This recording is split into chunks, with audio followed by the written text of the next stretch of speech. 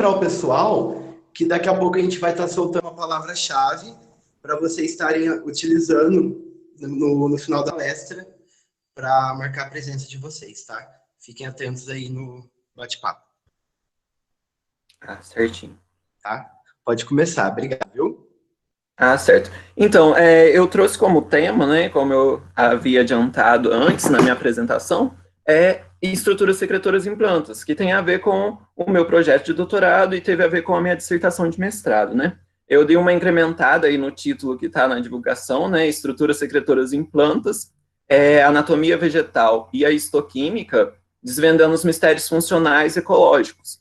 Eu pautei toda a minha apresentação em 3 pontos específicos quando se trata de estrutura secretora, que é a parte de morfologia, né, de anatomia, ou seja, como é essa estrutura, a estrutura secretora, a parte de composição, onde entra a histoquímica, e, enfim, a função. Bom, e para falar de estruturas secretoras em plantas, primeiro a gente tem que ter bem claro o conceito de secreção. Então, secreção nada mais é do que processos complexos que envolvem síntese e isolamento de substâncias, que pode ser tanto dentro da célula, né, dentro do protoplasto da célula, ou também fora visando a eliminação desse produto, né, que foi construído. Então, no caso, eliminando ele para fora do corpo vegetal. E falando em eliminação, tem outro termo que é muito utilizado, né, dentro de estruturas secretoras, que é a exsudação, que se trata exatamente disso, é a liberação do componente, né, do composto que tá ali na estrutura secretora, o ambiente externo. Tem outros termos, né, também que a gente pode ver aí na internet, né, como excreção. É bom deixar claro que a excreção não é um bom termo para estar se utilizando quando a gente fala em estrutura secretora, porque ela está ligado a componentes que estão sendo eliminados do indivíduo, porém não componentes que têm uma função específica dentro do corpo do indivíduo, né? Que é diferente de secreção. Então, não é um termo que a gente tem utilizado muito.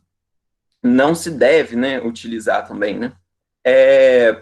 Só parando aqui um pouquinho, se vocês quiserem ir anotando as dúvidas sobre a apresentação e tudo mais, e pode mandar no bate-papo, ou então fazer no final mesmo. Eu prefiro que faça no final para facilitar a apresentação, para não tornar muito repetitivo.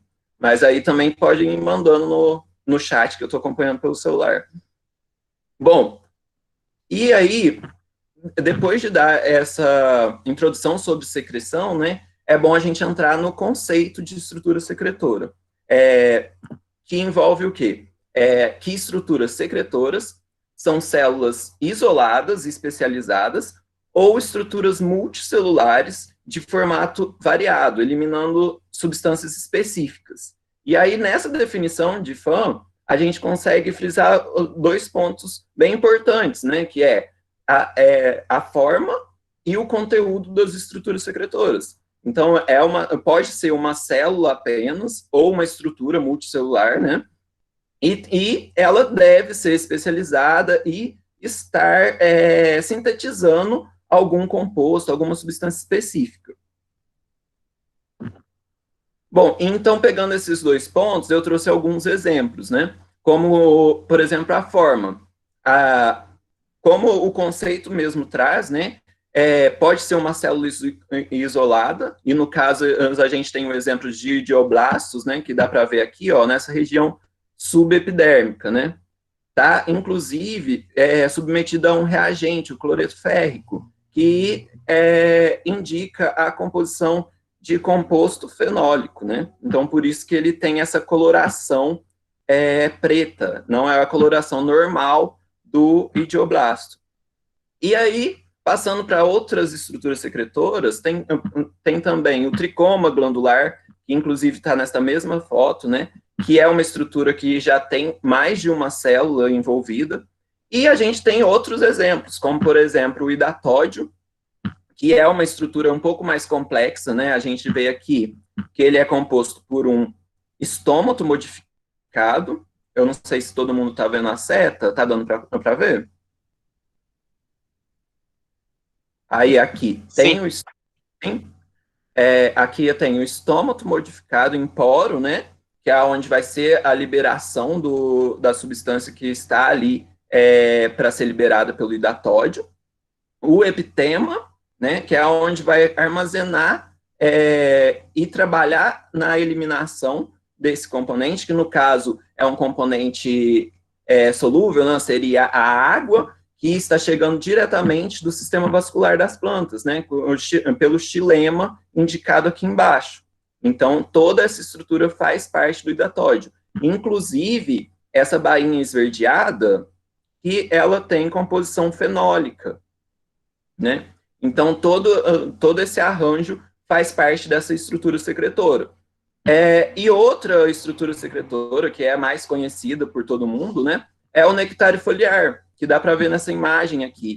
Aqui está a folha, aqui abaixo, aqui a nervura central, e aqui acima o nectário, que ele está projetado. Então, ele tem também a vascularização por xilema, um parênquima aqui adjacente e uma epiderme empaliçada. E a cutícula, que aqui ó, ela já está até desprendida da epiderme. Então, ele está aqui, ele está um pouco mais projetado, então ele está na parte de fora do corpo da planta, né, do órgão, que seria a folha. E aí, falando então da forma, a gente passa para a composição desse secretado, né? Na nossa área, é muito comum a gente fazer cortes histológicos, né, e observar no microscópio. Todas essas fotos são obtidas de cortes histológicos de planta. E para analisar a composição do secretado, é importante que a gente tenha primeiramente, um material em branco, né? Para saber, inclusive, se tem alguma coloração natural daquela estrutura, da própria planta, né? Então, aqui a gente tem o branco, né? A gente tem um tricoma glandular, e aqui é o branco, seria como se fosse o controle, só que o controle a gente tem que submeter a uma extração do componente que tem na planta, né? E aqui as outras duas figuras trazem os reagentes, que no caso aqui é o Sudan Red, que indica a presença de lipídios, que está aqui representada pela cor vermelha. Então aqui tem a parede celular da célula e a cutícula. E os lipídios presentes, né, a gota aqui de lipídio, está presente nesse espaço subcuticular, ou seja, entre a cutícula e a parede da célula. Já no vermelho de rutênio, que é a última imagem, a gente dá para ver que marcou mucilagem, que é o componente que o vermelho de rutênio detecta, porém dentro do citoplasma da célula, dentro da parede, pro lado de dentro da parede celular. E aqui a gente vê a cutícula, né, e o espaço subcuticular que não foi marcado. Bom, e se tratando de estruturas secretoras, né, como tudo na vida a gente tende a encaixotar e classificar, né, e na ciência é fundamental isso para o entendimento também, né, das várias áreas que tem, e a gente tem a classificação das estruturas secretoras, e essa classificação pode ser dada quanto à posição, como também à química do secretado. Então, temos vários autores aí ao longo do tempo que classificaram as estruturas secretoras. Por exemplo, esse primeiro autor, em 1974, ele classifica as estruturas secretoras como glândulas que secretam compostos predominantemente hidrofílicos, ou seja, tem uma atração com a água, né? E glândulas que secretam compostos predominantemente lipofílicos, que tem uma atração por lipídios, óleos e etc. Aí, em 1976, vem esses outros dois autores e classificam as estruturas secretoras em dois outros tipos, que diferem um pouco do primeiro autor, que é estruturas que eliminam íons minerais, ou seja, sais e etc., e estruturas que eliminam substâncias orgânicas, ou seja, aquelas substâncias que derivam de algum metabolismo, né, seja metabolismo primário ou secundário. FAM, em 79, vem e nos traz uma outra classificação, né, e aí, em cada delas, eles trazem alguns exemplos, né, mas como eu vou abordar apenas a última, eu deixei para falar mais no final os exemplos. IFAM, então, traz a classificação das estruturas secretoras em dois tipos. Estruturas que secretam componentes pouco ou nada modificados, supridos direta ou indiretamente do sistema vascular, né? Ou, então, estruturas cujo citoplasma secreta um composto modificado. Então, até aqui, todos classificaram as estruturas secretoras quanto a componente, né? E aí, Esaú, né, que é da mesma época lá daqueles dois primeiros autores do início, ele vem e classifica quanto a posição. Então, ele classifica as plantas quanto estruturas internas, né, pertencentes ao interior do corpo da planta, né, e as estruturas externas, que são as estruturas encontradas na superfície do corpo da planta. E essa classificação é a que a gente tem mais visto na literatura, né, e também é essa classificação que eu pautei para dar os próximos exemplos de estruturas secretoras. Eu vou começar dando os exemplos e falando principalmente do formato, para depois a gente entrar na composição química do secretado. Então, aqui, em estruturas internas, a gente tem como exemplo o idioblasto, que são células isoladas, né, especializadas, e que podem estar dispersas em todos os tecidos das plantas, né? E elas podem ou ser bem semelhante ao tecido que elas pertencem, ou então elas diferirem quanto ao tamanho, principalmente a composição, formato, né? Como, por exemplo, essa imagem maior que está ao fundo é de dipteres, e está mostrando que dentro desse tecido vegetal foi notado os idioblastos, né, com reação positiva para cloreto férrico, né, com os compostos fenólicos, né, e aqui aí eu trago uma imagem ampliada, mostrando aqui o formato da célula, né, e a cor em evidência, que é o resultado do teste histoquímico. Então, apesar dela ser uma célula isolada, na maioria das vezes dá para a gente diferenciar ela no tecido. Outra estrutura interna são outras, né, no caso, são as cavidades e ductos, que são estruturas secretoras bem comuns em várias famílias de plantas, né?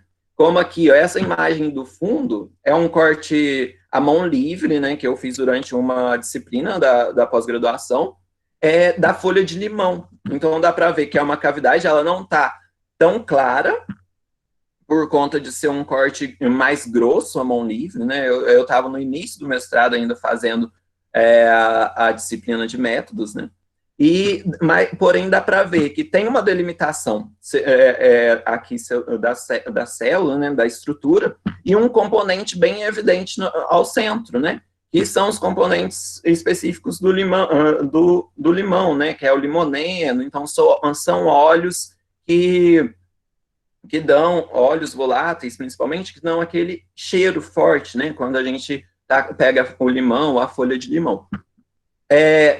Mas abordando agora, novamente, mais para o lado morfológico, as cavidades e os ductos consistem em um grande espaço intercelular delimitado por um epitélio secretor. Então, aqui a gente tem as imagens, começando com essa aqui em cima, o lúmen, né, é esse espaço intercelular que é formado, né? Tem algumas formas de formar esse espaço, né? Que eu não vou entrar muito. E aqui o epitélio, né? Secretor circundando, né? Limitando aqui essa cavidade. E esse epitélio, ele pode ser tanto bisseriado, né? Com duas camadas de células, ou unisseriado, né, quando a gente percebe que tem apenas uma série de células, né. E aí, aqui eu trouxe o exemplo de caseária, que é um trabalho do nosso grupo de estudo, né, da Valéria Fernandes, em que é um trabalho muito interessante, porque os ductos e as cavidades são muito semelhantes, né, por possuir esse lúmen e esse epitélio.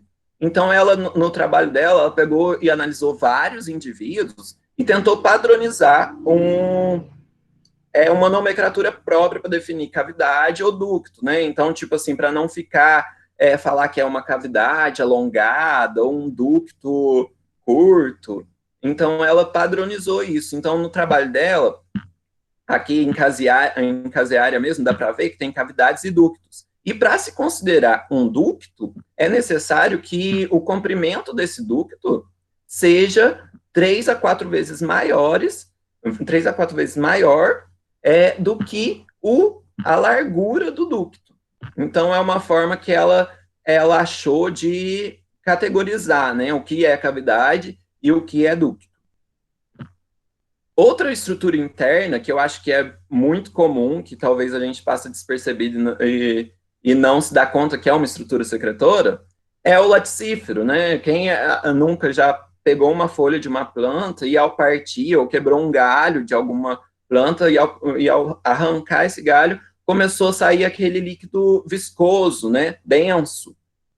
Então, os laticíferos, eles são estruturas internas que são formadas por uma única célula, pode ser formado por uma única célula, ou uma série de células conectadas, né? Então, aqui na figura acima, eu trouxe o exemplo de Mandevilla, que esteve presente no projeto da Karina, né, durante a pós-graduação, e agora teve também recentemente os dois meninos, o Luiz Henrique e o Fabrício, né, defendendo também com esse gênero, né, e pesquisando também esses laticíferos, né. Então, nessa primeira figura aqui, dá para ver... Ai, toda hora a célula some.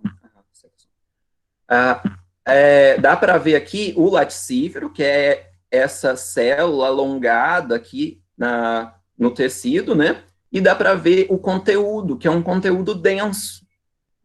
E que geralmente pode ter borracha, ou o látex propriamente dito, né? Que pode ter borracha ou outros componentes. Quanto à classificação, eu trouxe desse trabalho aqui 2 exemplos, que é do Nerium e Latuca, né? O Nerium, ele representa uma única célula, né, do laticífero que se alonga, né, e se ramifica. Então, ele passa a ser classificado como um laticífero não articulado, né? Eu não vou entrar tanto em nomenclatura, mas já entrando, né? Articulado é quando tem mais de uma célula e dá para ver as articulações. Então, nesse caso aqui, ele não é articulado e ele é ramificado, porque ele possui uma ramificação. E Latuca já diverge desse primeiro exemplo, né? Ele é um laticífero articulado, não dá para ver tão em evidência aqui, mas a seta vermelha estava indicando uma articulação, uma delimitação entre as células, e ele também, aqui tem uma célula, aqui tem uma célula e aqui tem outra célula. E essas células se alongam e se encontram, né? Formando uma anastomose. Então, é outro nome aí que não precisa guardar.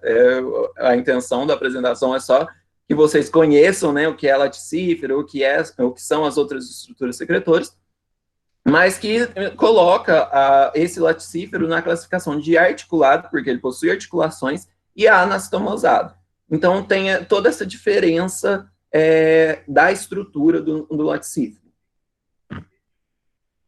E aí, entrando, então, em estruturas externas, uma que é bem conhecida, que a gente vê sempre falar por conta das relações ecológicas, principalmente, né, é o nectário. E aí eu trouxe aquela primeira figura do slide, que mostra aqui, mais detalhadamente, explicando, né, que aqui o nectário ele possui uma epiderme secretora empaliçada. É empaliçada porque são células alongadas, né, que se pareiam, né, e formam uma sequência de células alongadas, né, parecendo uma paliçada mesmo, que a gente conhece no dito popular. Logo abaixo a gente tem o parênquima adjacente ou parênquima nectarífero. A gente tem a vascularização, aqui representada por essa cor mais escura, e aí esse pedaço que projeta, né, essa parte que projeta o nectário para fora, a gente denomina pedúnculo, né? E aí é uma característica que pode ou não existir, pode ser que o nectário seja séssil, então vai ter bem rente a folha e não projetado acima. E toda a estrutura do nectário é uma estrutura, assim, normalmente comum da gente se encontrar, e ela é denominada, né, como um nectário estruturado, porque ele tem toda essa estruturação.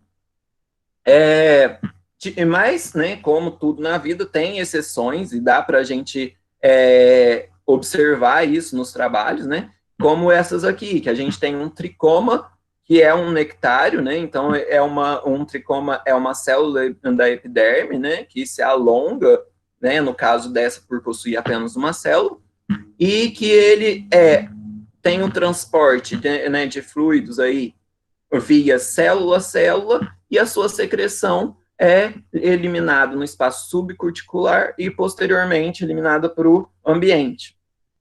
E a gente tem outro exemplo aqui também, como as das rosetas de Gentianácea, né? Porque que é o outro grupo que o nosso grupo de pesquisa trabalha também, e aí não é o padrão dos nectários, né? Aqui a gente pode observar que são 5 a 6 células, no caso aqui 5, que são responsáveis pela síntese aí do néctar, eliminam logo ao seu centro, posteriormente ao ambiente. Então, são esses tipos que a gente pode observar de nectários. Aqui, só apenas alguns exemplos, né? 39, 98. Pode continuar? Então, partindo para outra estrutura secretora externa, eu trouxe aqui o elaióforo, né, e agora puxando um pouco de sardinha pelo que eu estou trabalhando, né, porque eu trabalhei no mestrado e eu vou trabalhar com glândulas de Malpighiaceae também no doutorado. Então, o elaióforo é uma estrutura secretora que possui uma composição específica, uma composição lipofílica, né, de lipídios. Então, lipídios é algo que é bem evidente ao fazer um teste histoquímico nessa glândula, e a sua composição tem bastante reserva energética, que serve de alimento e também para a construção de ninhos, né, das abelhas Centridini, que é as abelhas desse grupo aqui, ó, que está exemplificado nessa foto acima, né, e elas visitam particularmente as Malpighiáceas para a extração desse alimento específico, e elas também só ocorrem aqui no Neotrópico, né, seria a região dos Américas. O elaióforo, então, em Malpighiaceae, que é o exemplo que eu estou trazendo aqui, ele é visto nas sépalas, né, tem uma variação de cor, então ele pode ser branco, pode ser vermelho, pode ser verde, tem uma variação também de tamanho, como dá para ver aqui na última figura, é um tamanho bem reduzido, ou então de número. Esse número pode ser também reduzido. Então, geralmente, são 10 glândulas, né, no cálice todo, porque são 5 sépalas, porém, isso pode variar, né, pode ser apenas 8, como é muito encontrado em muitas espécies, por conta que da visitação da abelha, acabou perdendo essa glândula da sépala abaixo, né, da flor. E quanto à estrutura, a gente traz aqui uma estrutura que é muito parecida com o nectário. Até tem uma teoria, né, lá de Vogel, lá atrás, que apoia a evolução do elaióforo a partir dos nectários, né? Então, ela vai ter aqui a glândula, uma epiderme empaliçada, novamente, um parênquima adjacente, uma vascularização, que dá para ver nesses pontos aqui escuros, aqui no meio, né, que não está tão evidente nessa figura, mas é a vascularização chegando ao tecido, e também pode ser sessile ou pedunculado, aqui não está tão projetado, então é bem sutil essa projeção dessa glândula. E quanto à epiderme empaliçada, aqui, ó, essa figura fica evidente, porque eu falei tanto dela até agora, mas não tem uma foto tão clara, né? Aqui dá para ver as células, né, um conjunto de células alongadas, então cada uma dessas é uma célula que se organiza em uma paliçada. E aí, nesse caso específico de Banisteriopsis, né, tem outros gêneros de Malpighiaceae que não apresentam essa característica, ela sofre uma invaginação do parênquima subjacente, né, criando esse formato irregular, não linear dessa epiderme. Então, toda a epiderme fica assim, ó, irregular. E isso tem até explicações devido ao acúmulo dessa secreção, né, por conseguir acumular mais secreção durante a liberação no espaço subcuticular. Bom, e entre as estruturas externas também a gente tem os tricomas, e esses eu acho que são bem conhecidos de todo mundo, né? Quando a gente pega uma folha, a gente dá para ver os pelinhos, os tricomas também estão muito presentes em plantas muito conhecidas nossas, como hortelã, né? Que dá aquele aspecto mais aveludadinho, e também o manjericão, né? E todas essas plantas aromáticas que liberam um cheiro bem forte. E quanto à estrutura, né, dos tricomas, ele pode ser um tricoma simples, pode ser um tricoma unicelular, como aquele exemplo que eu dei anteriormente, pode ser um tricoma composto de, no máximo, 4 células, como esse exemplo aqui, né, e a última célula da extremidade é tida como a célula secretora, né, onde vai acumular todo o composto. Ele pode ser pedunculado, ou seja, mais projetado para fora, né, como a figura C, né, e esse pedúnculo também pode ser um pedúnculo curto, né, bem rente aqui à epiderme da folha. E tem uma variação de exemplos aí dentro de tricomas, né, inclusive tricomas podem ser um caráter distintivo entre os gêneros e tudo mais. Bom, outra estrutura externa, e aí ela se apresenta também na forma de tricoma ou emergência, é o coléter, que na maioria das vezes possui uma estrutura padrão, então que é uma estrutura que a gente vai bater o olho e já identificar que pode ser coléter, certeza, né? E que está representado aqui nessa imagem anatômica. Por exemplo, aqui tem 4, né, coléteres, e aqui a secreção toda liberada aqui para fora. E é muito interessante, né, que os coléteres, eles secretam uma substância mucilaginosa. Então, esse coléter, ele também vai ter presente principalmente em folhas jovens, em meristemas, porque pela capacidade da mucilagem ser hidrofílica e de atrair a água, ele vai manter esse ambiente úmido e vai evitar que essa região se resseque e possa vir a se danificar. E até mesmo, às vezes, pode ter algum componente que ajuda ante a herbivoria, né? E quanto ao seu formato, então, ele tem um pedúnculo curto, né? O eixo central, que é constituído de células de parênquima, né? Quem fez aí anatomia vegetal já deve estar familiarizado, né, com essa palavra. E aí, uma epiderme, né, também que pode ser empaliçada, e uma cutícula, que é onde também pode ser acumulado a secreção. Porém, esse modelo padrão, né, embora seja um método da gente identificar a estrutura do coléter, também pode ser variável, né? Então, a gente tem aqui a figura A como o modelo padrão, a figura B o coléter em forma de escova, né, com várias células dando esse formato.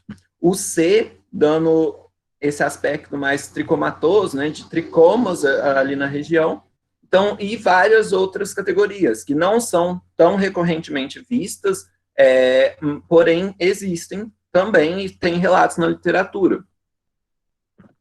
Bom, mas aí a gente falou, né, de toda a composição, dá para ver que é uma composição que segue mais ou menos um padrão, porém tem uma certa variação, né? Mas aí a gente vai chegando, encaixando aí o quebra-cabeça. Bom, mas aí agora eu vou entrar mais na parte de composição. Como vocês viram, é importante, né, a composição, porque ela dá indício de qual estrutura a gente está falando, né? E casa com a morfologia encontrada.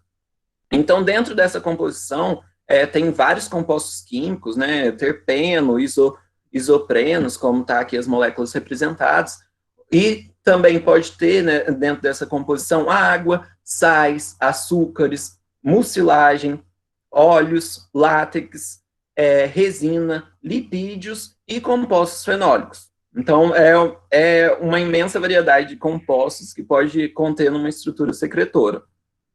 Bom, para facilitar e também promover uma certa interação, eu propus aqui, né, para a gente fazer um jogo, né, porque eu acho que eu dei uma introdução boa e e a gente também pode começar a tentar forçar aí o que um componente da secreção pode indicar que é que estrutura secretora que a gente está falando, né?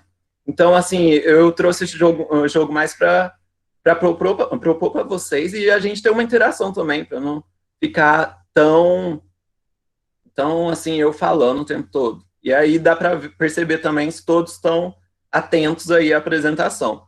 Então, eu vou pedir para vocês ligarem a coluna da esquerda com a coluna da direita, conforme a composição que vocês acharem que categoriza, né, que é a característica da estrutura secretora que está à direita.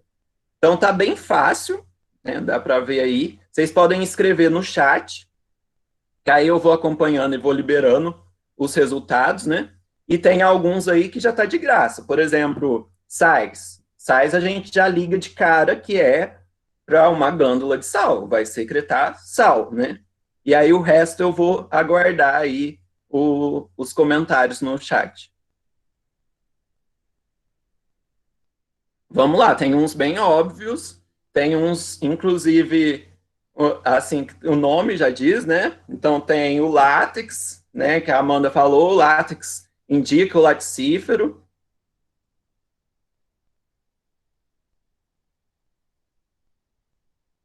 Tá indo, hein?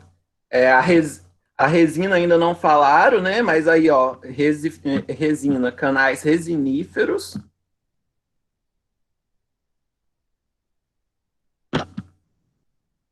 Açúcares, né? Lucas, quem falou? Vinícius, nectário, açúcares. Tem aí também. Tem alguns que eu já falei na apresentação também. Vamos lá, vou aguardar um pouco mais, senão vou liberar já respostas aqui. Não quer dizer que está errado os que falaram.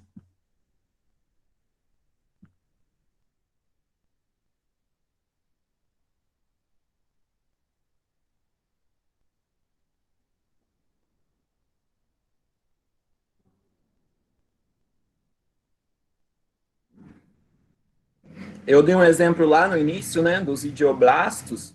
Aí Lucas está falando agora, né? Idioblastos, compostos fenólicos. A mucilagem, alguém falou, ligou a mucilagem, a coléteres, foi a última que a gente falou, essa deixa ficou bem clara, né?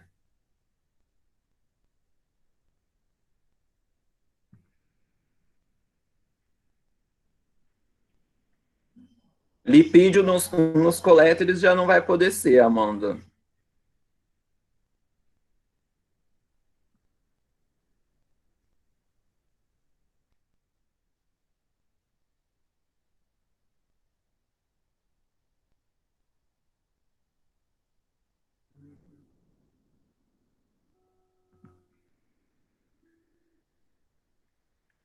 Tem um que eu dei uma dica também. Aí a Lucas tá falando a sequência que eu elaborei aqui, que era para ficar mais assim, né? Mas o Lucas está acertando aí, ó. O lipídios, a Elaióforo, aí a gente tem os óleos, né? Karina Ana falou também, né? Os óleos, nesse caso, os óleos voláteis, né? Eles vão emitir um cheiro característico, né? E o osmóforo é uma estrutura que eu não mencionei anteriormente, mas o osmóforo é responsável pela liberação de odor, tem até um teste istoquímico para isso mesmo, né? E aí a água, né? Que ficou por último aí, que alguém acertou aqui, que eu demorei, aqui, a Amanda. E é a água com o hidatódio, que é aquela estrutura que eu mencionei lá em cima, que é inclusive tem o suporte vascular do xilema, né? Bom, mas aí vocês vão me perguntar, mas a água não é um componente universal e que não pode ter, por exemplo, em todas as estruturas secretoras, né? Que pode ocorrer, né? Tipo, toda a estrutura secretora vai ter água, né? Mas então, o que vai diferenciar? O que vai diferenciar, principalmente, é a quantidade, né? Por exemplo, o hidatódio, eu vou falar um pouco mais para frente, mas ele libera especificamente água. E aí tem uma função específica, né, para isso. Então, é importante ver quanto a essa quantidade. E também, aí a gente passando lá para a mucilagem, que foi o último exemplo que eu dei, né, aqui demorou um pouquinho para sair, ela caracteriza principalmente os coléteres, né?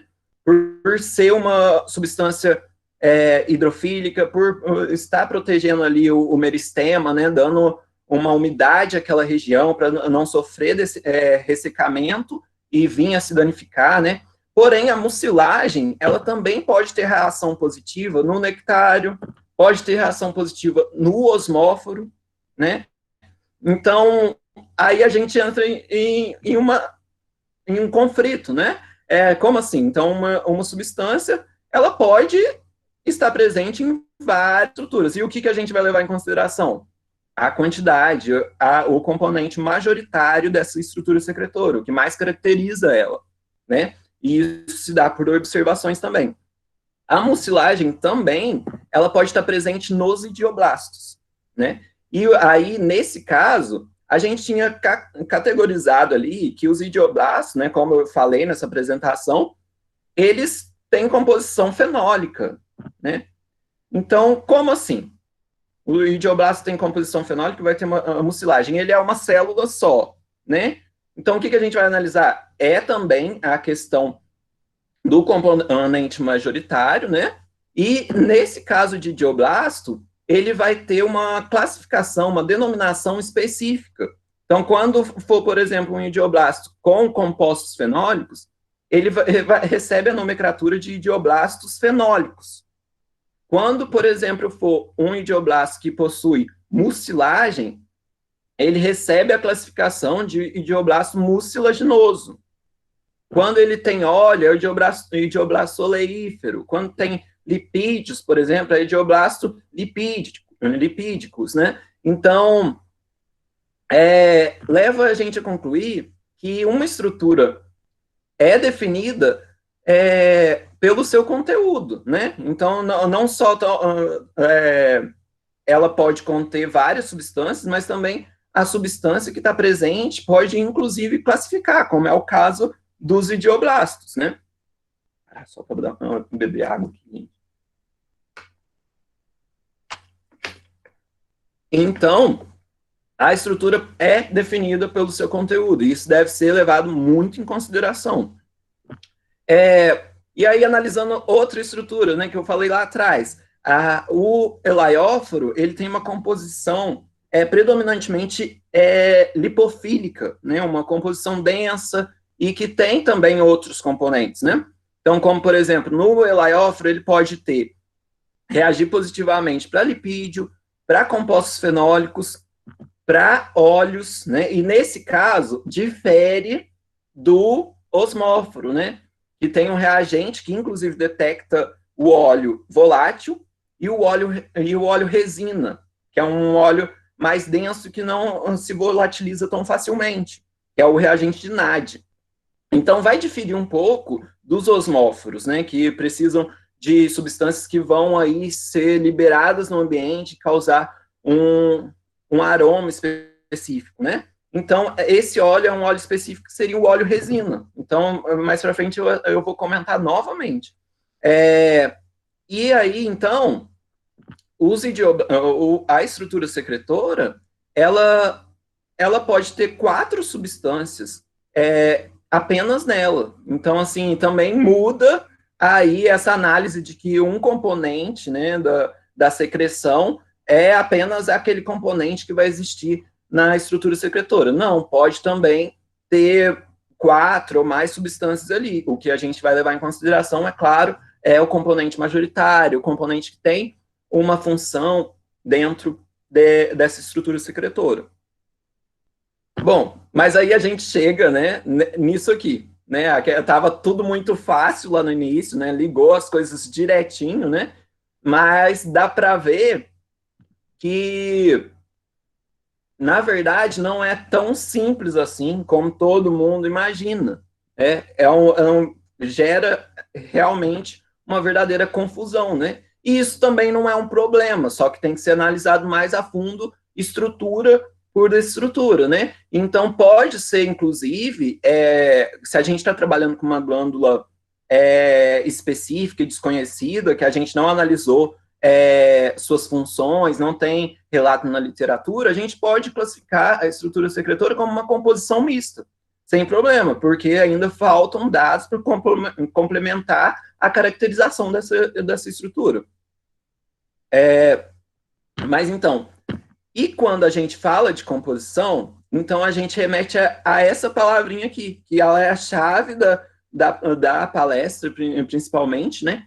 Que é a histoquímica. E ela é uma das ferramentas, né, mais lindas aí da anatomia vegetal, né? Porque vai dar as nossas cores, né, a tudo que a gente está cortando e estudando.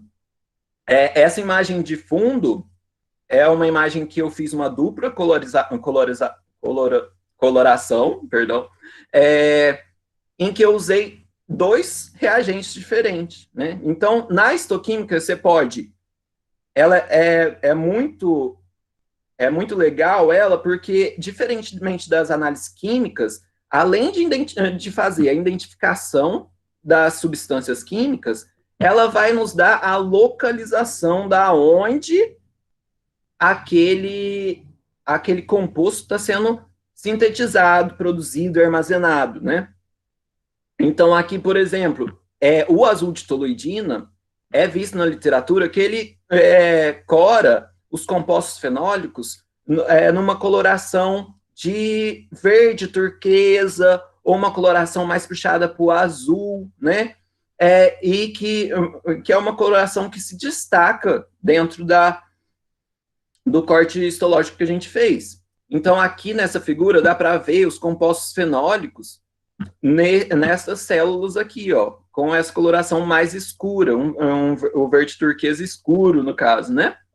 E aí o Lugol, que é o que eu fiz a contracoloração, ele indica a presença de amido. Então, amido é uma reserva energética, né? Pode ser via carboidratos, ou então em glânulos de amido dentro do tecido vegetal. E esses glânulos de amido, eles vão ter uma coloração de roxo a preto. Então, aqui nessa figura, a gente pode observar também os amidos aqui, ó, corados, né, em roxo. Então, tem aqui nessa célula mais central, tem aqui, ó, logo acima da palavra localização, aqui também os glânulos de amido evidenciados, né? Então, é uma forma, né, a histoquímica é uma forma de identificação dos compostos, principalmente identificação da localização. Nessa figura também tem algo bem notável aqui, né, que eu gosto muito dela por isso, que é a drusa, que está aqui nessa região central abaixo, aqui, ó, que é um cristal, é um tipo de cristal. E aí eu não entro muito a fundo, né, porque FAM, inclusive, ele não trata os idioblastos cristalíferos como estrutura secretora. Então, há sempre uma divergência aí Então, assim, e para falar de dioblastos e cristais, necessitaria outra palestra até. Então, eles são aqui bonitinho, e esse, no caso, pelo formato, é uma drusa. E quando a gente fala de histoquímica, a gente remete diretamente a essa tabela. Essa tabela eu que formulei ela, né? Então, tá aí os principais reagentes que a gente trabalha lá no laboratório. É óbvio, tem mais reagentes, né, que a gente pode estar utilizando e que a gente até utiliza no laboratório, porém, não caberia todos aqui na apresentação. Então, na coluna final aqui da direita, a gente tem a referência, o autor que criou essa metodologia de identificação.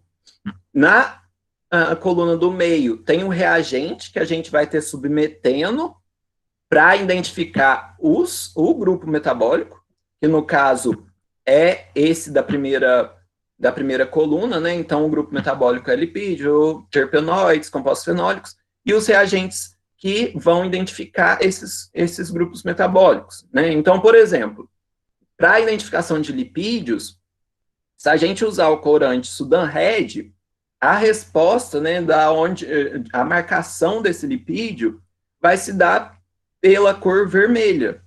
Já se a gente usar o Sudan Black, a coloração desse lipídio vai se dar na coloração preta, né? Terpenoides são compostos que aí eu falei anteriormente, né? Os óleos voláteis, os óleos resina, a gente usa sempre o reagente NAD, que é um reagente muito eficaz e que dá essa diferenciação. Então, é uma reação que pode ir do azul ao púrpura, né? Aquele roxo, né? E aí a gente identifica óleos voláteis em azul e óleo resina numa cor mais púrpura, né? Então vai ter essa variação. Compostos fenólicos, a gente pode identificar os compostos fenólicos totais, e para esse tem um reagente que, na verdade, não é um reagente, né? É um fixador em sulfato ferroso, né? Que a gente leva um fixador para o campo e coleta as plantas, e aí, depois de todo o procedimento anatômico, a gente visualiza os compostos fenólicos na coloração preta.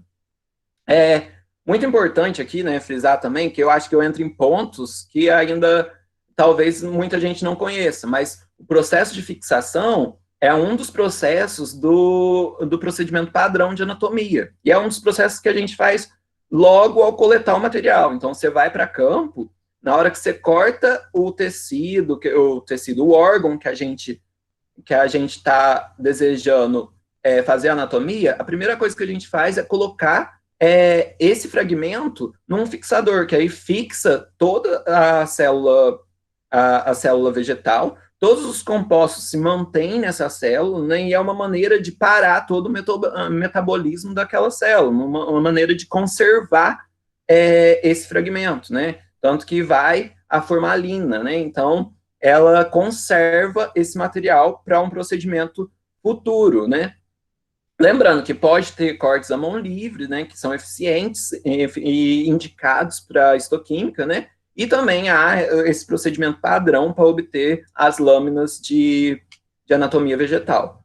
Para taninos, a gente tem a vanilina clorídrica, que cora em vermelho.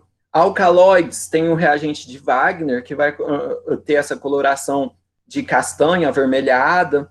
Carboidratos, a gente tem 3 tipos de carboidratos, no caso, polissacarídeos neutro, amido e pectina, né? O polissacarídeos neutros, ele tem um reagente PAS, que é um reagente que a coloração fica assim perfeita, uma lâmina muito bonita, né? E que dá essa cor magenta.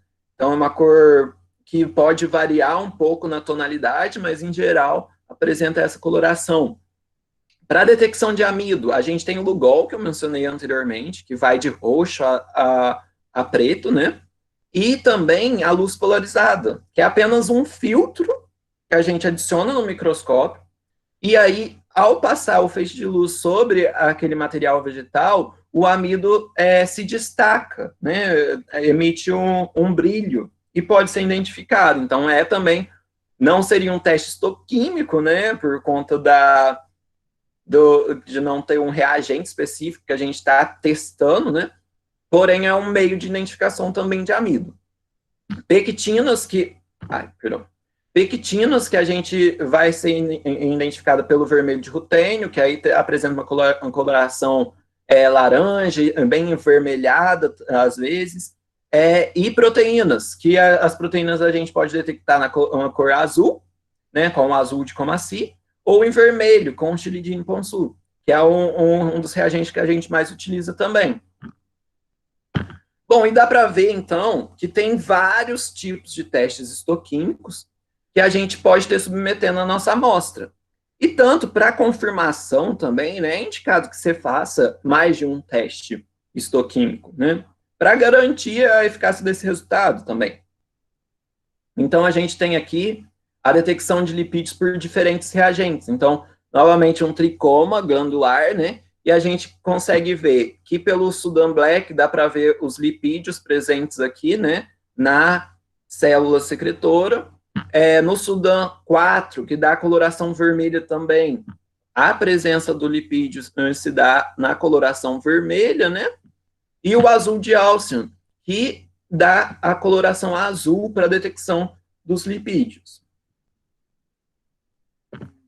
Bom, mas aí a gente chega naquela dúvida, né? Que, nossa, você falou de estrutura, falou de composição, mas e aí? A gente pode já falar que é tal estrutura secretora, né? Aí vocês devem estar se perguntando, né? Como caracterizar a estrutura secretora? Tá, a gente leva todos esses pontos em consideração? Sim, a gente vai levar em consideração a estrutura da glândula, e para isso a gente faz as observações morfológicas e anatômicas, né, que leva a ver, né, como é essa estrutura. A secreção, que é tida pelas análises histoquímicas e químicas, né, inclusive, eu não falei aqui, mas as análises químicas pode nos dar a quantidade do componente que está no tecido, né, normalmente não dá a localização, que dificulta falar se está na glândula ou não, né, mas é um meio de detecção da secreção. O melhor é as análises histoquímicas, né, para nós. E a função, que é a função que eu acho que é o que falta falar aqui, né, e que vai abrir uma maior visão aqui para as estruturas secretoras que a gente já falou, né. Então, a função, ela vai abordar principalmente o contexto ecológico e o contexto evolutivo da estrutura secretora. E aí, após a gente ter a junção desses 3 pilares, né, das estruturas secretoras, a gente pode bater o martelo e, ó, é isso, né? Então, como que a gente faz para saber a função dessa estrutura secretora, né? É muito importante, quando a gente está estudando uma estrutura secretora, os trabalhos de campo. Então, assim, além de você ir coletar o material para processamento anatômico, você tem que ir para campo preparado, com uma câmera, com, assim, às vezes, binóculo, às vezes a espécie está longe, então você tem que identificar, para saber se tem uma visitação por pássaros, por exemplo, né? Então, e no campo, a partir do momento que você identifica o seu indivíduo, coletar, obviamente, para fazer o trabalho anatômico, mas ficar observando o tempo todo, em períodos diferentes, né? Para observar principalmente os visitantes que estão presentes nessa planta. E importante fotografar, registrar. É o momento, muitas vezes, nos nossos campos, né? A gente não tem tanto dinheiro para fazer mais campos ou ficar muito tempo mais no campo, né? Então, é importante que faça todo o registro fotográfico que a gente venha utilizar nos nossos trabalhos. Então, é um trabalho prazeroso, né? Muita gente acha que a gente está passeando, até pelos lugares que a gente vai, né? Essa foto de cima, por exemplo, é a Serra de Ouro Branco, e embaixo a Mata Atlântica, ali em Caratinga, né? Onde tem, inclusive, os macacos, os muriquis, né? Que estão preservando. Então, embora sejam lugares sensacionais, a gente nem consegue aproveitar o lugar, porque a gente tem que ter voltado ao indivíduo que a gente está estudando, e aí tirar todas as fotos, registrar tudo. E importante quando se trata de insetos, né, de visitantes que estão ali, é a coleta desses visitantes também. Então, a gente coleta esses visitantes e encaminha para especialista. No caso do meu trabalho, tinha muita visitação por formiga, né? E aí eu encaminhei para o especialista e ele, além de identificar essas formigas, ele colocou no acervo dele, né, na coleção entomológica dele. Só um minutinho. Bom, então vamos dar seguimento. Eu estou falando agora do que a gente deve fazer no campo, né? Mas e aí no laboratório? Eu coletei essas plantas. O que eu faço ao chegar no laboratório? Primeiro, é dar seguimento ao processo ao processo padrão de anatomia vegetal e observar em lupa. Inclusive, as lupas dão imagens bem detalhadas de como é a estrutura para a gente, que a gente pode utilizar também nos artigos científicos, né? Embora agora tá a fama de microscopia eletrônica, de varredura, que dá detalhes, uma riqueza de detalhes, dá como a cutícula está rompida, né? Mas a lupa não perde o seu valor, né? Porque muitas das vezes detalhes que a gente vê na lupa não vê em outras técnicas, né? E tem um outro porém, por exemplo, eu não consigo fazer as minhas observações no campo e coletar material fresco, né? Perdão. A gente tem um outro meio de pesquisar também, que através dos herbários, né? Então, eu estou trabalhando com uma espécie lá do Nordeste, eu posso ligar para um herbário de lá e solicitar, né, via um pedido formal, uma amostra daquela espécie que eu quero trabalhar, né? No caso, aqui, não se tratando tão diretamente de estrutura secretora, mas para taxonomia, por exemplo. E as estruturas secretoras presentes, né, também são um dado, né? A presença e a ausência é um dado que é fundamental para a taxonomia. E aí a gente pode levar esse material à lupa, identificar se tem alguma glândula, né, para depois fazer o processamento, né? Aqui é uma foto da essicata, do material seco. Ao chegar, a gente reverte ele, né, e reidrata esse material e segue os procedimentos padrão para anatomia.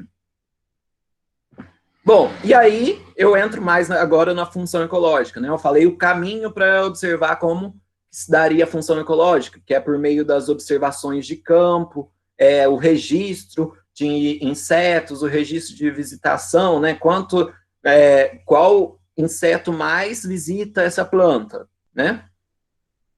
E aí agora eu posso formular uma hipótese da glândula em si, para qual é a função dela nesta planta, né? Então, aqui trago um exemplo de pinguícula, que é uma planta que a gente tem, inclusive, lá no laboratório. Essa foto é do nosso laboratório, do nosso cafezinho, e que é uma planta carnívora, em que tem tricomas na sua folha, que são tricomas que secretam uma mucilagem, né? Aqui está um exemplo de um tricoma, ó, na figura A, e que vão secretar uma mucilagem densa e que vai prender qualquer inseto que para ali nessa folha, né? E o inseto não consegue se soltar.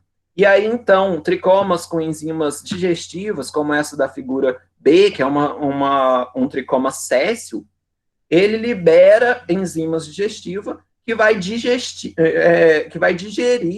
esse inseto que está ali pousando. Então, é uma forma de assimilação de carbono para essa planta. Ainda nas plantas carnívoras, né, é muito bonito as adaptações, principalmente das plantas carnívoras, né, e dá vontade de ficar falando, que dá até para a gente estender também o conteúdo, se algum dia é por aí. Aqui eu tenho o exemplo de Drosera, que também possui esses tricomas com mucilagem, e também tricomas com enzimas digestivas, né?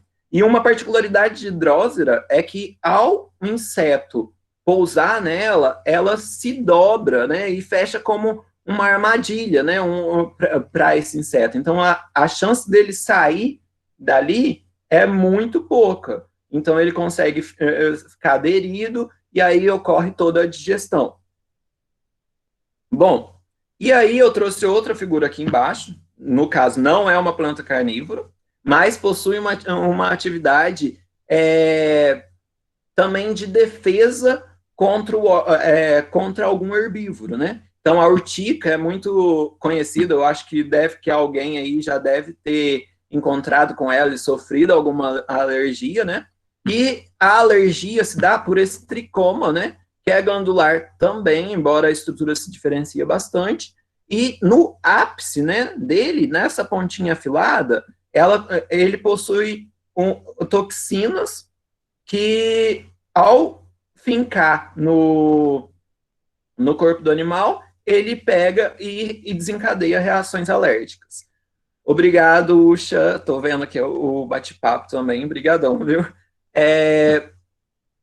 Bom, e dando seguimento, a gente falou lá do hidatódio, e aí qual a função desse hidatódio, né? A gente tem o hidatódio detalhado, com toda aquela estrutura que eu expliquei anteriormente, e ele está responsável principalmente pela regulação osmótica da água dentro da planta, né? Aqui eu trouxe um exemplo de Echinacea. Echinacea é uma planta de água doce, né? Que cresce em ambientes mais úmidos, né? Tanto no solo quanto na umidade do ar. E quando essa umidade está muito elevada, ele precisa, de alguma forma, colocar essa água para fora. Então, é normal, pelos hidatódios que é feito isso.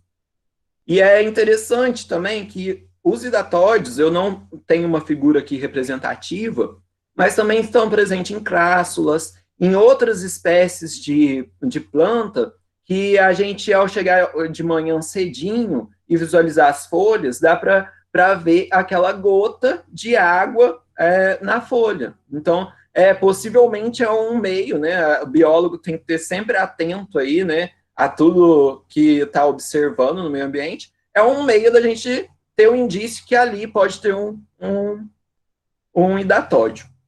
Bom, e aí, contrapondo, né, a água doce, agora partindo para a água salgada, ambientes salinos, temos a Vicênia, que ela tem a glândula de sal, que até o momento eu não tinha comentado a glândula de sal, né? E aí, na face abaxial, está depositado aqui os sais, que é evidente na folha, né? E aí, esses sais são resultado da secreção da glândula de sal, que tem essa estrutura aqui, não vou detalhar tanto, mas ela tem uma célula aqui mais basal, né, rente à epiderme, e também uma célula aqui no meio, dando suporte às células secretoras, aonde vai liberar o acúmulo, né, no espaço subcuticular também, ou dentro da parede mesmo, né? E posteriormente liberando estes sais. Bom, gente, eu vi que eu estou passando aqui um pouco do tempo, vou tentar me adiantar aqui, mas está tranquilo. Eu me propus a 1 hora, a gente já está 1h10, mais ou menos, né? Mas já está acabando, está chegando no fim. Bom, outro exemplo, né? A gente falou lá dos laticíferos, inclusive, que a Karina trabalhou, né? Mas qual a função desses laticíferos, né? Eles têm, por exemplo, o látex pode ter componentes de borracha. Então, eu não tenho um exemplo, mas a borracha está muito presente no nosso dia a dia em tudo que a gente encontra, né? Capinha de celular, plástico do PET, né? Então, e deriva de uma planta, né? Que é a seringueira. E o látex também é uma substância leitosa que possui principalmente um mecanismo de defesa da planta. Então, não é uma forma só da gente comercializar, né? Aquela onda capitalista que tem que ser algo que gere alguma coisa, mas também na função, a gente tem que ressaltar essa função ecológica, né? De sobrevivência da planta. E aí que eu trouxe esses exemplos, como, por exemplo, ele está muito relacionado à defesa da planta. Então, o herbívoro, ao morder, ele vai sentir uma certa astringência, algum incômodo, né? Que vai espantar esse herbívoro. E provavelmente aí vai ficar o ferimento na planta. E esse látex pode auxiliar, inclusive, na cicatrização desse ferimento, né? Para fazer com que a planta fique intacta, não tenha tanto prejuízo. Voltando aí para a onda capitalista, mas numa questão mais de saúde, né? A gente tem um exemplo do sangue de dragão, que é essa espécie aqui, Dracaena draco, né? Que é da família Asparagaceae. E o látex, aí dá para ver, evidentemente, que o látex tem uma coloração diferente do que a gente encontra normalmente, né? Não é aquela coloração esbranquiçada, leitosa, mas é uma coloração viva, né? É uma coloração viva, um vermelho vivo, né? E que tem um caráter muito importante para a indústria farmacêutica, né? E aí, se vocês jogar esse gênero no YouTube, vocês vão ver, no YouTube, no Google, né? Vocês vão ver as grandes propriedades que ele tem. Bom, e aí os osmóforos, né? Também é algo que eu não abordei lá no início, mas os osmóforos normalmente se dão em células da epidérmica, células epidérmicas, né? Que podem ou não ser alongadas e que liberam uma certa fragrância, né? Então, eu trouxe esses dois exemplos de Andrena iophyris, que é uma abelha, e o da Staphylia. Essa orquídea, a Ófris, ela possui a capacidade da flor imitar uma fêmea da abelha, né? Dessa abelha do gênero Andrena. E os osmóforos são os responsáveis por mimetizar o feromônio dessa fêmea e atrair o macho para a cópula, né? E aí o macho, ao vir para a cópula, ele acaba polinizando essa orquídea. O outro exemplo de Staphylia é uma flor muito comum na jardinagem, na floricultura, né? Embora ela seja de ambientes mais áridos, né? E a flor dela é bem bonita, expressiva, tem essa coloração forte. E além dessa coloração forte, os osmóforos presentes, eles emitem um cheiro de carne podre. E esse cheiro de carne podre, às vezes não perceptível ao nosso olfato, atrai moscas, né? As moscas azuis, principalmente, que também poliniza essa planta, essa flor, né? E aí promove toda essa função ecológica na planta. Bom, e aí eu detalhei lá o Elaiófora, o nectário, né? E em Malpichiaceae, né? Puxando sardinha de novo para o meu lado, né? A gente tem esses dois exemplos, né? O Banisteriopsis no neotrópico e o Acridocarpus no paleotrópico, né? E o Banisteriopsis, ele apresenta a glândula sepalar, que é a glândula da sépula, como um elaióforo, secretando aquelas substâncias que eu falei lipofílica, que são coletadas principalmente pelas abelhas centridines. E as abelhas centridine, elas não estão no paleotrópico. Então, logo, as flores que deveriam ser polinizadas no neotrópico, que teriam o elaióforo, não vão ser polinizadas, né? Então, logo que acaba sendo uma desvantagem adaptativa não ter as abelhas centridine no paleotrópico. Paleotrópico, quando eu falo, seria o Velho Mundo, a Europa, e neotrópico aqui, o Novo Mundo, as Américas. Bom, e aí a Acridocarpus é um gênero de Malpighiaceae, porém um gênero que tem, ao invés do elaióforo, um nectário em sua sépula. Então, dá para perceber que essa é uma vantagem adaptativa que protegeu a flor, né, desse indivíduo, e que promoveu essa vantagem, né, evolutiva até, falando, quando se trata de Malpighiaceae, né, e dá para ver essas diferenciações. E aí, no paleotrópico, é visível a visitação por formigas, né? Essas fotos são, inclusive, do nosso grupo de pesquisa, a Isabel, que é a minha orientadora. Bom, e aí, já que eu falei de nectário, vamos entrar em classificação de novo. Eu sei que o tempo está curto, então eu vou passar rapidinho. Tem uma classificação específica para o nectário, por sua abundância dentro do nosso contexto científico, né, que são os nectários que deram uma maior visão para as nossas estruturas secretoras. Então, ele tem mais atenção aí no espaço científico por tantas publicações, né? Então, classificam ele quanto à posição e função. Quanto à posição, Casper definiu que em nectário floral, que é o nectário que está presente nas flores, em inflorescência, e os nectários extrafloral, que está presente em folhas, caules, pecíolos, e não na parte reprodutiva da planta. Delfino vem e nos traz uma outra classificação, que aí quanto à função. Então, por que esse nectário está ali? O que ele significa ali, né? Então, quanto ao nectário extranupcial, quer dizer que o nectário, além de não estar na parte floral da planta, ele não exerce uma atividade específica que favoreça a polinização. E o nectário nupcial é aquele que exerce uma função específica na atração de polinizadores, né, e manutenção ali desse indivíduo se reproduzindo no ambiente. Aí vem, né, o Smith em 88 e traz outra classificação, né, o nectário reprodutivo e extra-reprodutivo.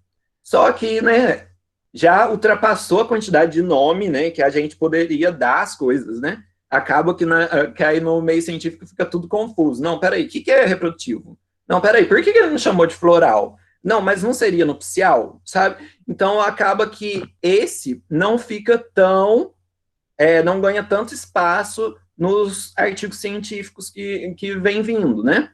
Então, e com isso, o da posição acaba sendo mais utilizado. Bom, mas e a classificação quanto à polinização? Bom, ela foi adotada por um tempo, né?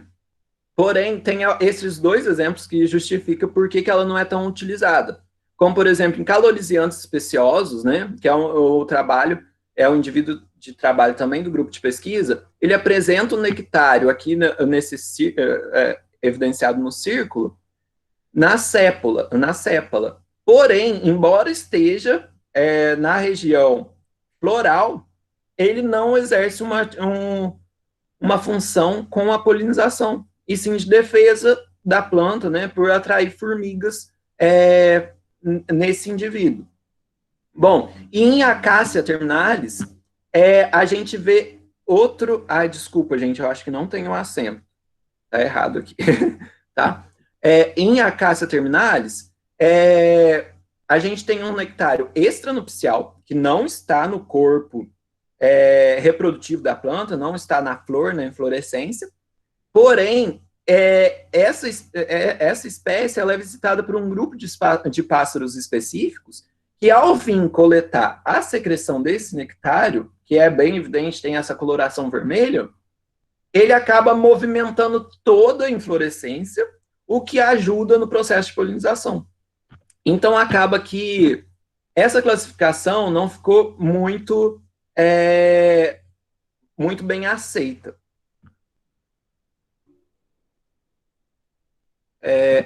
Vamos partir. Já eu respondo a sua dúvida, Pamela. E aí, agora eu já estou finalizando e fica mais fácil para a gente conversar. Quanto à localização dos nectários, já que a gente estava falando nos nectários, eu optei por deixar aqui que a localização dos nectários extraflorais, eles são muito variável, porém tem um caráter muito importante para a taxonomia. Por exemplo, em leguminosas, o nectário dos pecíolos é um caráter identificador da família, né? E, no caso, em Bignoniacea, o nectário está na região próxima à nervura central. Em outra família, ocorre em toda a nervura central, como está aqui a última. Em Euforbiácea, pode ocorrer em pares. Então, tanto em pares próximo à nervura central, quanto no pecíolo. Então, tem uma variação, e essa variação ela é um indicativo que pode convergir com a filogenia e ajudar no agrupamento das espécies, dos gêneros, né, em tribos, em ordens, e por aí vai. E aí, quanto à classificação dos nectários florais, também tem a mesma variação, né, que até nas flores mais basais, quando se tratava de morfologia, os nectários foi um caráter definitivo para distinguir, né, o que estava sendo novidade ali, o que não estava sendo. E aí pode variar. Então, assim, falando brevemente, né, pode estar no septo do ovário.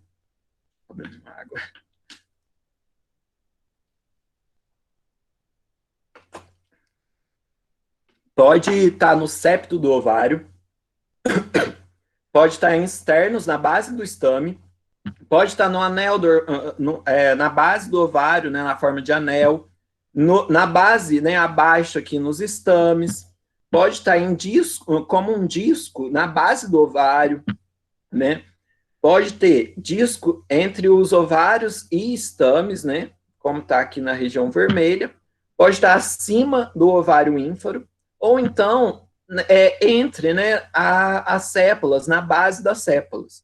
Então, essa variação também pode nos dizer muita coisa e auxiliar na taxonomia. Bom, e se tratando de taxonomia, você tem até alguns exemplos durante a apresentação que dá para ficar evidente, né, como uma dica que indica um gênero, como, por exemplo, Euphorbia. Esses nectários são muito característicos e muito distintivos. Então, essa é a árvorezinha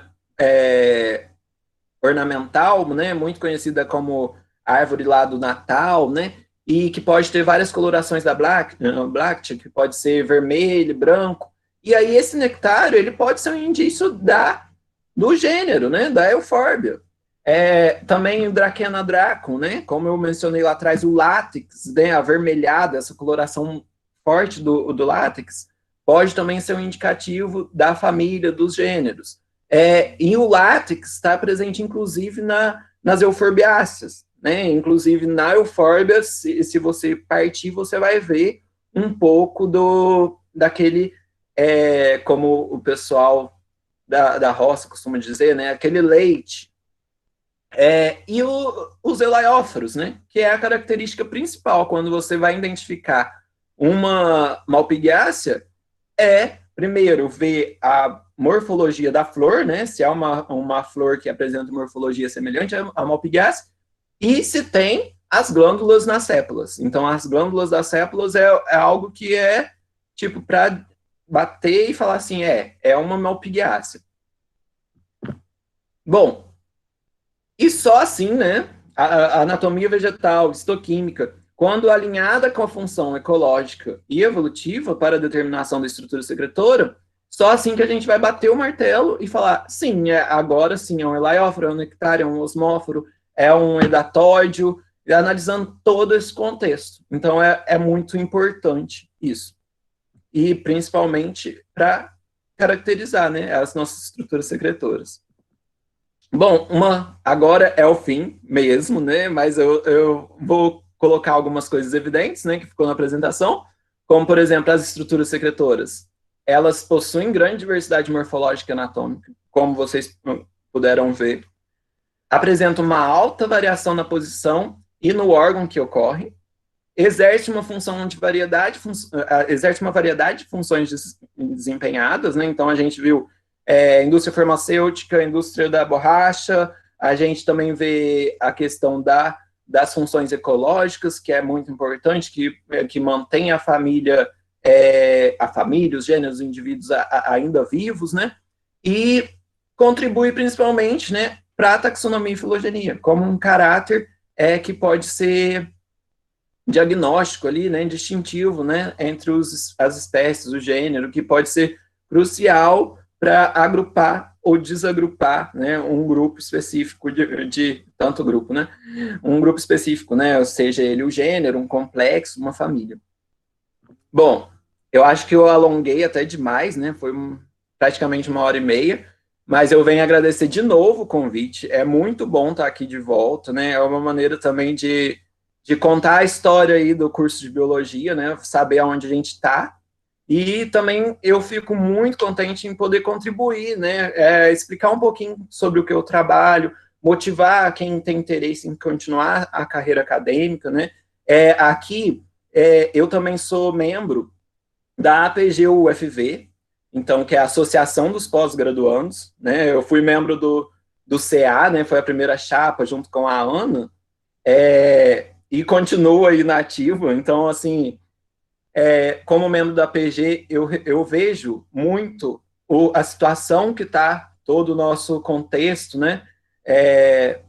Ligado ao governo, às universidades, e também a problemática que os pós-graduandos sofrem durante o mestrado, durante o doutorado, né? Então, se alguém tiver interesse em seguir, o primeiro meu conselho se tem interesse, vai, com certeza, e segue, né? É uma maneira da gente resistir também, né? É uma forma da gente resistir, né?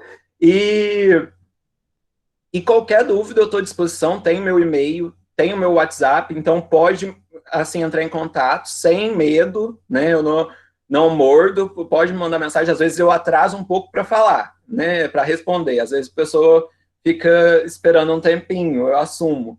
Mas, assim, eu respondo e converso numa boa e a gente troca uma ideia. E também me propõe ajudar, né? A gente pode firmar parcerias, o nosso laboratório está à disposição de vocês. Então, como eu recebi o Luiz Henrique, o Fabrício, a gente está ali, é importante isso, é importante esses vínculos, linkar as universidades, né, e fazer essa movimentação científica. E aí eu estou à disposição para ajudar, para até vir de banca, se quiserem, já participei de duas, né, e também para outros minicursos, eu posso detalhar processos de metodologia, de anatomia, também outros temas da botânica, eu consigo estudar e elaborar, né? Como eu falei, eu não trabalho com planta carnívora, mas é um seminário enriquecedor também para ser feito, uma apresentação muito boa. Então, é isso. Agora, eu vi que tinha uma dúvida, se alguém quiser abrir o chat, eu abrir o microfone e perguntar, a gente pode seguir aqui conversando até quando vocês quiserem.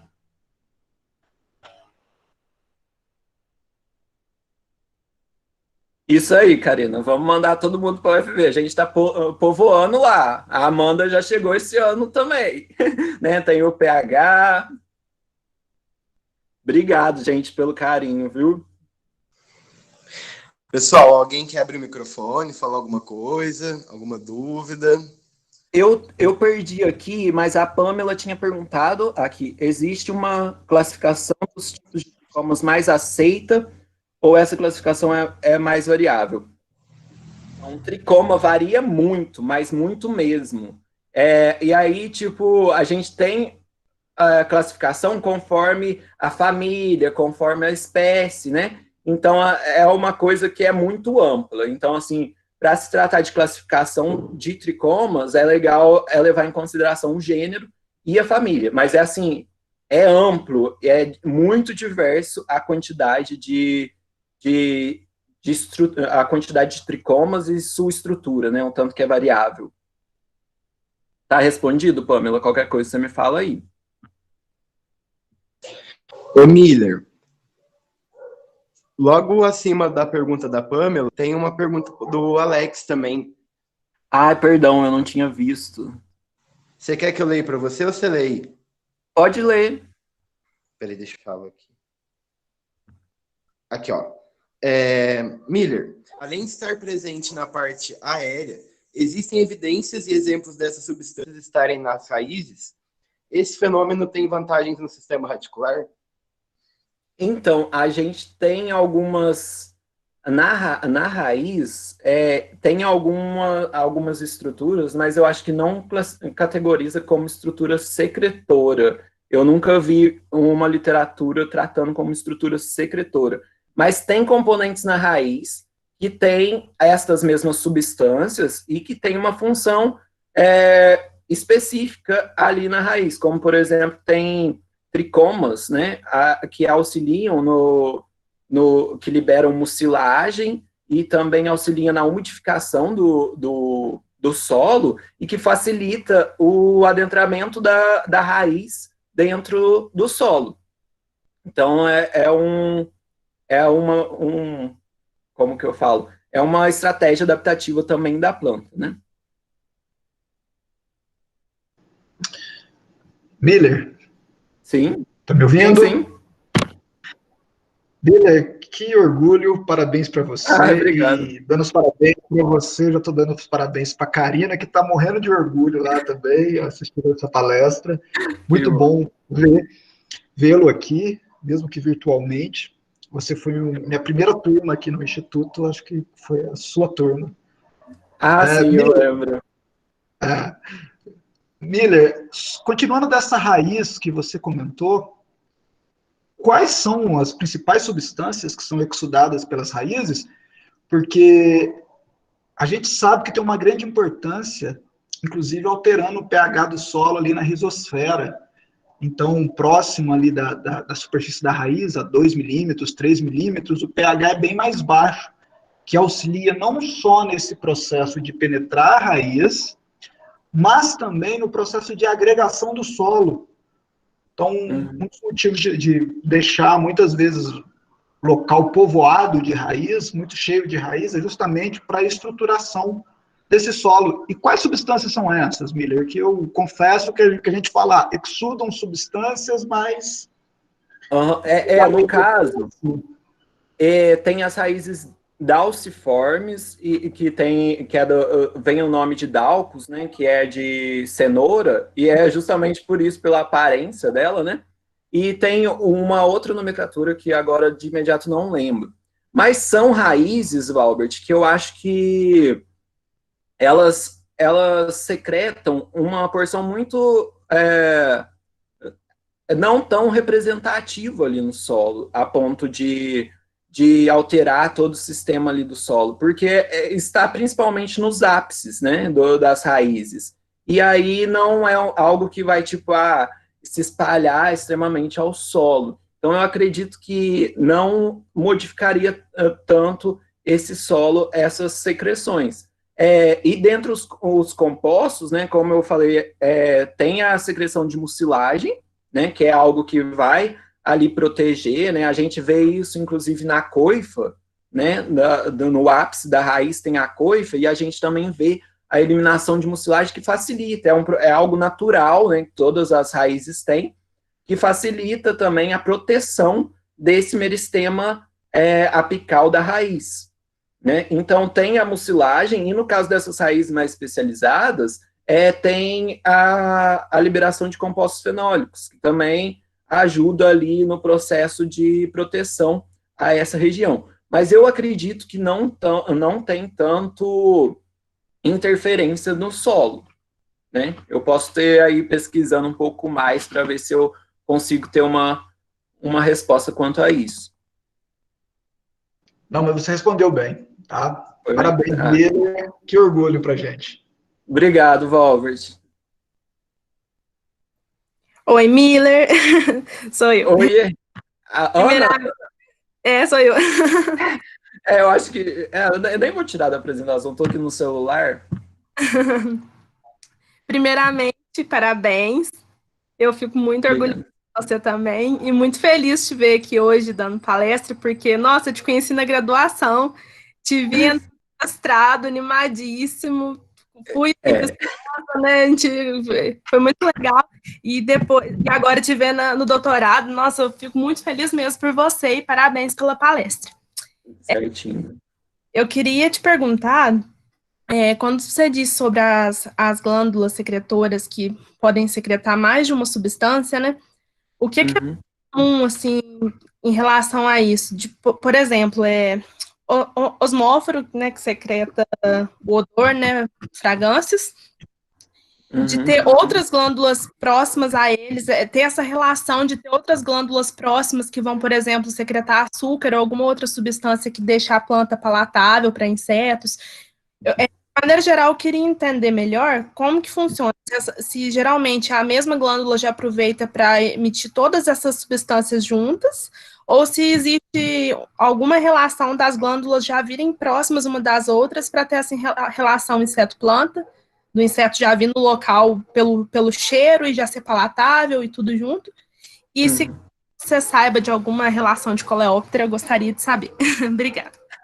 Ah, sim. Bom, Ana, deixa eu ver se eu entendi. Então, você quer ver as relações de uma glândula apenas ou de várias, né? Porque, por exemplo, na flor, né, eu mencionei o osmóforo. O osmóforo, ele vai liberar mais os óleos voláteis, né? Como eu falei, a quantidade a quantidade do composto é variável de estrutura para estrutura, mas sempre vai ter uma composição que ela está ali na estrutura secretora mais em mais evidência. Então, os osmóforos, eles vão emitir principalmente o odor que vai atrair o inseto. Aliado a isso, eu acho que não chega a ter uma quantidade significativa de liberar, por exemplo, carboidratos ou compostos que possa atrair o inseto para se alimentar dessa composição do osmóforo, porque, evidentemente, todo gasto energético está voltado para a liberação do aroma. Porém, pode ter aliado a outras estruturas secretoras, né? Como eu trabalhei no mestrado com uma espécie que tem, além não foi, esse eu acho que não é um bom exemplo, mas tem espécies que tem os osmóforos e tem nectário junto. Então, tipo assim, uma estrutura secretora auxilia a outra para possibilitar a polinização. Palatável, eu acredito que não vai ter tantas estruturas secretoras que facilitam isso, por conta que o mecanismo de defesa da planta é a sobrevivência. Então, ela vai fazer de tudo para a flor ou a parte vegetativa não ser destruída durante o seu desenvolvimento. O que difere dos frutos, né? Porque aí os frutos, sim, eles têm que ser muito palatáveis, muito palatáveis para poder atrair, né, os consumidores, né? Que pode ser animais, insetos, e por aí vai, que vai facilitar a dispersão das sementes. De coleópteros, eu acho que eu não lembro, assim, de cara, não. Um exemplo para te dar. Era isso mesmo, William. Muito obrigada. De nada.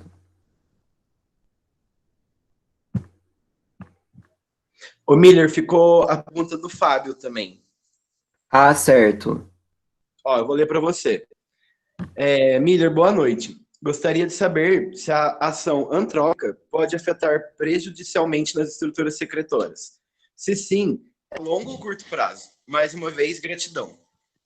Nossa, gente, é algo que a gente vê ali no laboratório, né? Que a gente tem a linha de pesquisa ali da professora Renata, que trabalha mais com essa parte ecológica, funcional das estruturas secretoras, né? E também aliada à taxonomia aplicada, à anatomia aplicada à taxonomia, né?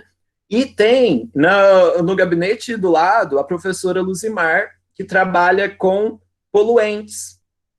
E aí é aonde entra o efeito sobre as estruturas secretoras, né? Essa ação antrópica, ela tem agravado, sim, tanto as plantas em ter estratégias para armazenar os poluentes que está recebendo, né?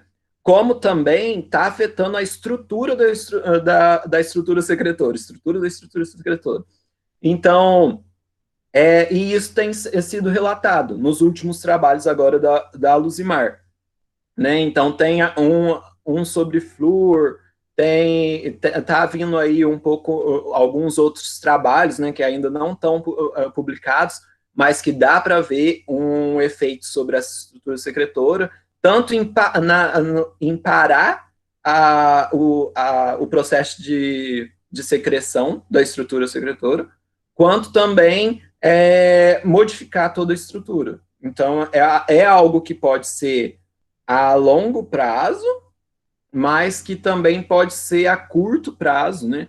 A longo prazo, eu diria que essa modificação é bem sutil em algo que é chamado de efeito deriva no uso de agrotóxicos, né? Que a gente tem uma monocultura imensa e do lado uma floresta, né? e, querendo ou não, o aerossol dos agrotóxicos chegam nessa borda dessa floresta, né, e por essa questão da deriva, e acaba afetando essas plantas, né? Também é um trabalho que está para sair aí, que eu acho que os meninos vão ter um resultado muito bom. E que aí dá margem para analisar, principalmente as estruturas secretoras, né? E também a quantidade de poluentes atmosféricos, né? A gente tem algumas indústrias que têm efeito direto sobre as plantas, né? Então, dá aí para vocês procurar bastante os trabalhos da Luzimar, que indica muito isso. E aí, assim, agora está tendo um olhar melhor sobre as estruturas secretoras, nesse ponto de vista da poluição, e eu acho que deve surgir mais trabalhos aí recentemente com essa modificação. Então, não é algo ainda muito visto aí nos periódicos acadêmicos. Respondido, Fábio?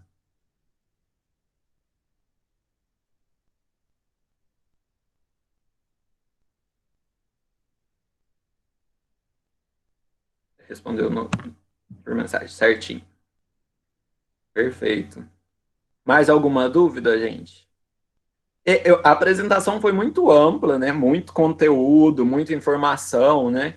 É algo que a gente deve processar, mas assim, não tinha como eu não falar esse tanto de nome. E assim, às vezes as estruturas secretoras passam despercebidas no nosso dia a dia, né? Então era para levantar um olhar aí e saber, e vocês saberem da existência de todas essas estruturas secretoras. Bom, Miller, eu queria te agradecer, né, pela palestra. Nossa, muito obrigado mesmo por ter estruturado uma palestra tão completa, desde caracterização, né, até importâncias ecológicas. Eu acho que agregou demais para o pessoal. A botânica, né, ela é bem recorrente no nosso curso, então é uma coisa que quanto mais a gente souber, melhor, independente se for seguir na área ou não, né? E para o que pretende, eu acho que foi bem legal, foi bem enriquecedor. Queria te agradecer muito pela disponibilidade e por ter feito tudo com tanto carinho. Certinho. Nossa, eu que agradeço, José, muito obrigado. E assim, estou aberta a outros convites, estou aberto no meu WhatsApp e e-mail, fiquem à vontade, viu, pessoal? Obrigadão também. Em breve, quando tudo isso acabar, a gente te chama para fazer um mini curso presencial para gente. Fechou. Vamos aí agora preparar para a palestra da Amanda. Ah, que bom.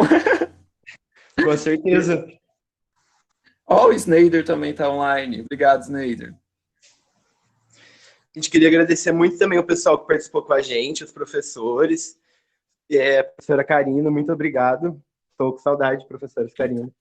E queria agradecer aos alunos de outra escola também, que estão participando com a gente hoje. E a gente se vê na semana que vem.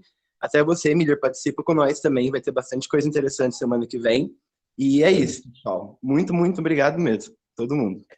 Já estou agendado aqui. Vou assistir a próxima palestra da Amanda. Conversando. Obrigadão, gente. Até mais. Obrigado. Aí.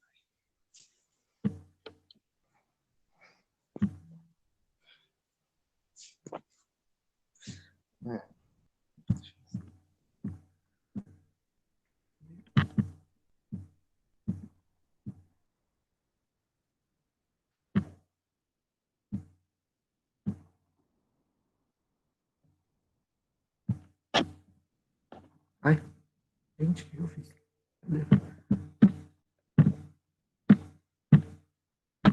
Tendo que sair dos dois ambientes aqui, gente. Peraí.